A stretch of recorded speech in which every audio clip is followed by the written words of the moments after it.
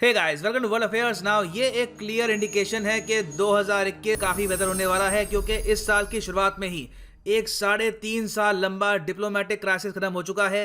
Qatar crisis 3.5 साल बाद खत्म हो गया है। यहाँ पे आप अगर देखेंगे तो ये जो रीजन है इसको हम कहते हैं गल्फ। यहाँ पे ये है कतर, सऊदी अरेबिया यहाँ पे है और कई और देश हैं। फाइनली इनके बीच में होगा एक एग्रीमेंट और बहुत ही लंबा ब्लॉकेड यहाँ पे खत्म होगा। ये आप देख पाएंगे, इस पे आर्टिकल है। सऊदी अरेबिया कतर साइन करेंगे एक यूएस ब्रोकर। जी हाँ, डोनाल्ड ट्रंप का यहाँ पे क्रिटिकल रोल है। जाने से पहले बहुत ही अच्छे ये काम कर रहे हैं, मगर ये स्टेप इन पर्टिकुलर ईरान को बहुत ही चोट पहुंचाएगा। ये मैं आपको समझाऊंगा कैसे। मगर ये जो डील होनी है between Saudi Arabia and Qatar, इसको ब्रोकर किया है यूएसए ने। और यहाँ पर आप देख पाओगे अल जजीरा, जो एक सरकारी चैनल है कतर का, ये यहाँ पे रिपोर्ट कर रहा है Qatar Saudi Arabia agree to open air space, land and sea border. So discuss करते हैं इस टॉपिक को। यहाँ पे हुआ क्या है, इसका इंपैक्ट इंडिया पे क्या होगा, ईरान को कैसे यहाँ पे शॉक लगेगा, बहुत कुछ आपको जानने को मिलेगा। So a lot to know, a lot to discuss as always. But before we begin, आपसे एक प्रश्न मैं पूछूंगा कि गल्फ कोऑपरेशन काउंसिल, जहां पे मेंबर देश हैं सऊदी अरेबिया भी और कतर भी, इसके हेडक्वार्टर्स आपको किस शहर में मिलेंगे? ये आपके सामने ऑप्शंस हैं, दोहा, रियाद, अबू धाबी या फिर कुवैत सिटी। कमेंट सेक्शन में इसका आंसर करो। सही आंसर मैं आपको दूंगा वीडियो के अंत में। और आप किसी भी एग्जाम की प्रिपरेशन कर रहे हैं, चाहे UPSC, SSC, railways, any examination, आप यूज कर सकते हैं code PG10 to get discount. Unacademy में आपको मिलेगी लाइव क्लासेस, और ये क्लासेस आप देख पाएंगे फोन पर, टैबलेट पे, कंप्यूटर पे, व्हेरेवर यू वांट। मगर जो ये प्राइस है ये पे मत कर देना। यूज कोड PG10 और ये होगा आपका प्राइस आफ्टर द डिस्काउंट। और आप पेमेंट कर सकते हैं through UPI, net banking and cards as well. Alright, so Qatar diplomatic crisis आखिर था क्या? यह शुरू हुआ था आज से 3.5 साल पहले, जब Saudi Arabia, United Arab Emirates, Bahrain, Egypt, इन्होंने सारे डिप्लोमेटिक टाइज कट कर दिए थे कतर के साथ। ना सिर्फ डिप्लोमेटिक टाइज, ट्रेड टाइज, मतलब कि कतर भविष्य में इन सब कंट्रीज का एयर, लैंड या फिर सी रूट इस्तेमाल नहीं कर पाएगा।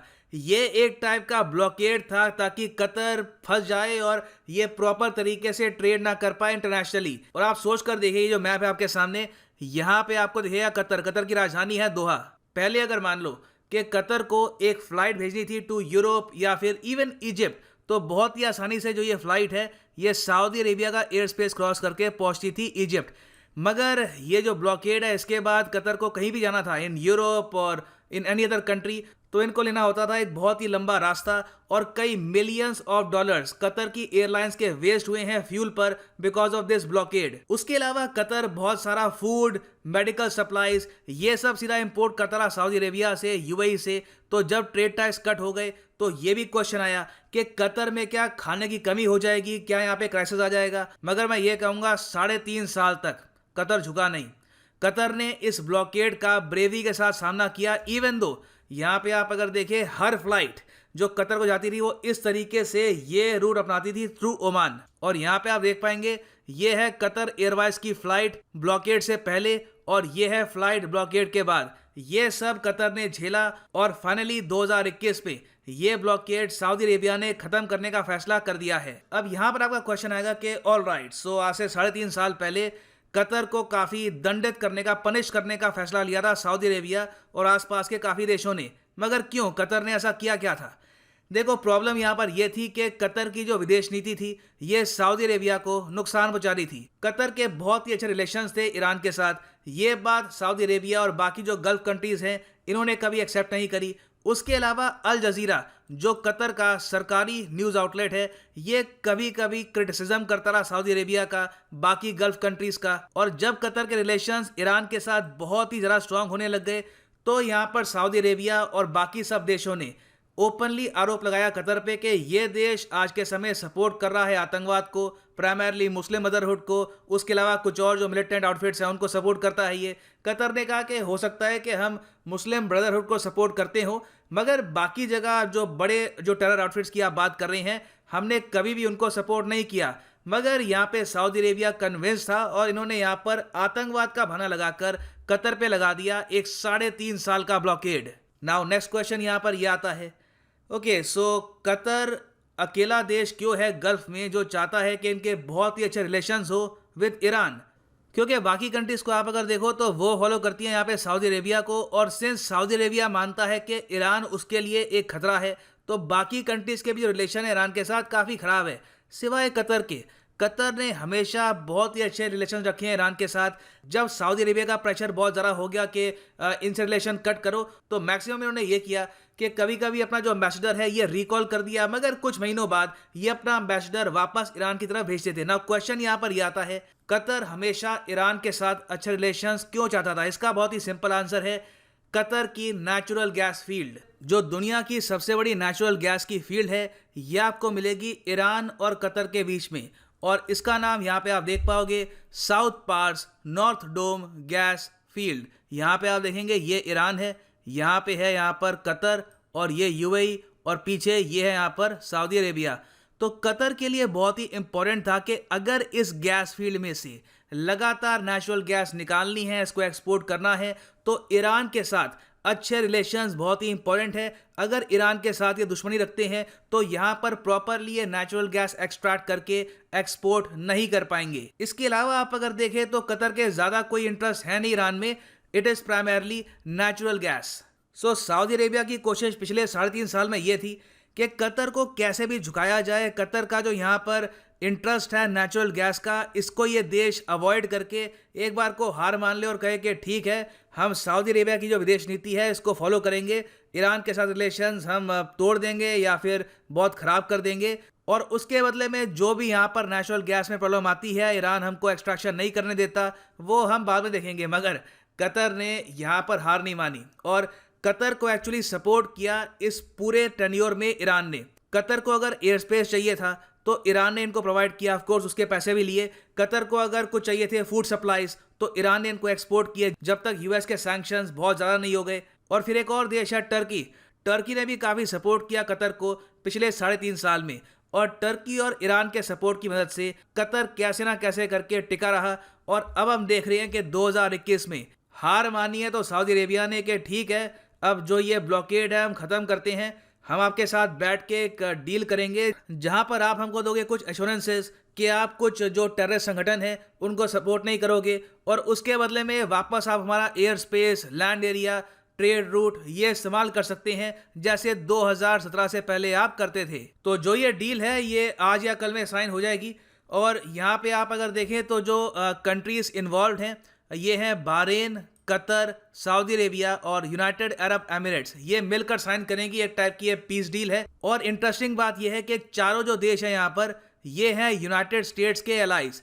कतर में आपको मिलेगा अमेरिका का सबसे बड़ा मिलिट्री बेस, बहरीन में आपको मिलेगा यूएस की 5th फ्लीट का एक नेवल बेस, उसके अलावा यूएई और सऊदी अरेबिया दोनों देश होस्ट करते हैं अमेरिकन सोल्जर्स को। तो यूएसए का यहाँ पर मेन इंटरेस्ट ये था, एक्चुअली यूएस पिछले 3 साल से कोशिश कर रहा था कि कैसे ना कैसे करके यहाँ पे चारों कंट्रीज के बीच में सुलह कराई जाए, एक डील हो जाए, और फाइनली 2021 में जाकर डोनाल्ड ट्रंप इसमें सफल हुए हैं। और इसमें मैं कहूँगा जैरेड कुशनर का क्रिटिकल रोल रहा है। जैरेड कुशनर हालांकि काफ़ी यंग है, मगर विदेश नीति के मामले में कई जो सीजन डिप्लोमेट्स होते हैं, फॉरेन मिनिस्टर्स होते हैं, उनसे ज़्यादा सफलता हासिल करी है इन्होंने। ये आज के समय बाय द वे हैं व्हाइट हाउस में senior advisor to the President of the United States, और ये सन इन लॉ भी हैं डोनाल्ड ट्रंप के। इनकी पत्नी है इवांका ट्रंप। इनकी लीडरशिप के अंडर ही इजराइल के रिलेशंस बने हैं विद वेरियस कंट्रीज जैसे कि यूएई, सूडान और कई और जो कंट्रीज हैं। और माना यह जाता है कि इन द फ्यूचर अगर मान लीजिए आज से 4 साल बाद डोनाल्ड ट्रंप फिर से इलेक्शन लड़ते हैं या फिर जो उनकी बेटी है वो लड़ती है इलेक्शन, तो उसमें जैरेड कुशनर का फिर से रहेगा एक क्रिटिकल रोल। ये पर्दे के पीछे रहते हैं मगर इनका जो इम्पैक्ट है इट इज़ क्वाइट बिग। सो अब क्वेश्चन ये आता है कि ठीक है, यूएसए का इंटरेस्ट था जो ये सारे 4 देश हैं ये आपस में सुलह कर ले, और ये सुलह करवाई है जैरेड कुशनर ने। मगर यूएस को मिला क्या यहाँ पर? मैक्सिमम ये कि जो इनकी एलाइड कंट्रीज हैं यहाँ पर सुलह हो गई, नहीं, यहाँ पे एंड टारगेट है ईरान। कोशिश यहाँ पर यह करी गई थी कि कतर की जो बहुत ज़्यादा डिपेंडेंस हो गई है ईरान पर, इसको ये ख़त्म करे, और ये करने में जैरेड कुशनर रहे हैं 100% सक्सेसफुल। देखो क्या था कि जब सऊदी अरेबिया ने अपना एयर स्पेस क्लोज कर दिया था फॉर कतर, कतर ने एक $100 मिलियन की डील साइन करी थी विद ईरान। इसके अंडर हर साल ये पे कर रहे थे millions and millions of dollars to Iran. ये तो मैं सिर्फ बात कर रहा हूँ एयर स्पेस की, उसके अलावा ट्रेड रूट्स के लिए, सप्लाईज के लिए ईरान को बहुत सा पैसा पे किया है कतर ने। और अब यूएस ने चुपचाप जो ये पैसे की सप्लाई थी टू ईरान ये कर दी है कट। तो ऑलरेडी ईरान स्ट्रगल कर रहा है सैंक्शंस के अंडर, अब जो ये सप्लाई है ये भी बंद हो चुकी है।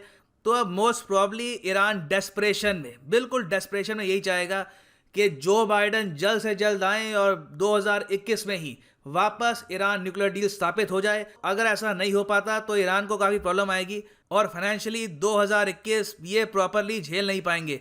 नाउ इस सब में सऊदी अरेबिया का भी स्वार्थ है।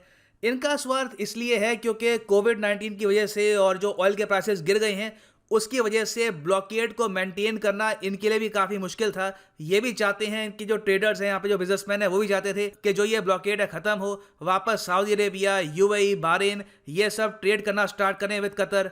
तो आप कह सकते हैं यहाँ पर सबका फ़ायदा हुआ है।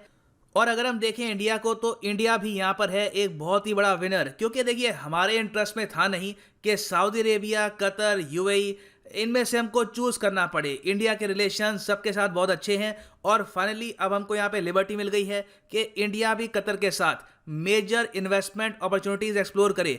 इंटरेस्टिंग बात यहाँ पर यह है कि जो ये डील है ये साइन होने वाली है, इसके कुछ ही हफ्तों पहले इंडिया ने एक डिसीजन लिया कि इंडिया और कतर मिलकर बनाएंगे एक टास्क फोर्स जिसके अंडर बिलियंस ऑफ डॉलर्स की इन्वेस्टमेंट करेगा कतर भारत में। ऑलमोस्ट आप यहाँ पे कह सकते हैं कि इंडिया को अंदाजा था यहाँ पर कि बहुत ही जल्द यहाँ पे एक एग्रीमेंट साइन कर लेंगे ये देश और इंडिया को यहाँ पर चूज नहीं करना पड़ेगा between Qatar and Saudi Arabia.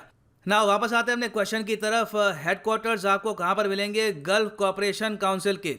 सही उत्तर यहाँ पे है ऑप्शन बी, रियाद में आपको मिलेंगे जीसीसी के हेडक्वार्टर्स। और ये यहाँ पे हैं GCC countries Bahrain, Kuwait, Oman, Qatar, Saudi Arabia और यूनाइटेड अरब एमिरेट्स। और यहाँ पे आप देख पाएंगे ये है कलर्ड जीसीसी कंट्रीज़। सो ये है अंत इस वीडियो का। Thank you for listening and as always God bless you all.